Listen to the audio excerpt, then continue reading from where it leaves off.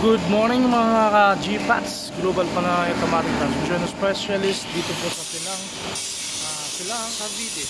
Ngayon po ay sa Suzuki Alto under chassis. Dumating na po yung pisa niya. Check po natin, pag-compare po natin kung tama ba yung mga piyesa na dumating. Ito na po sir, yung mga parts dumating na po. Ito yung old stock mo at ito yung new na nabili natin. Tapos ito po yung isa, ito yung transmission support na luma, ito na yung bago na transmission support. Tapos ito po yung engine support na luma, at ito na rin po ngayon yung bagong engine support. Ito po, transmission support mo to sa gilid, ito yung luma, may basak. Ito na po ngayon yung bago natin. Okay lang sa'yo, sigang sa gabi na lang yan natin.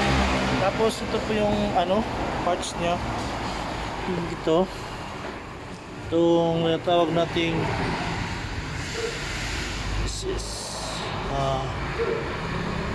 rod end. Ito po, dalawa. Tapos yung tie rod. Dito po sa loob. Ito ang hindi ko nakita.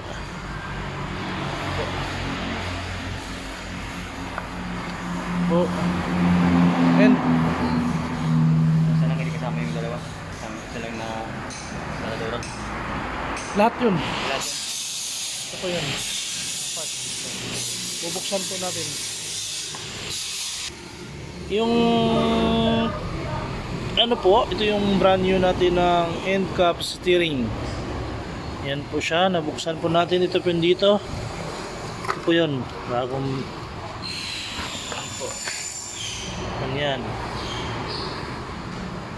Tapos ito po yung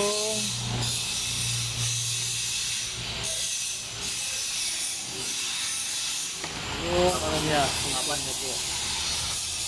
Ako, ito po yung isang shift din para dito.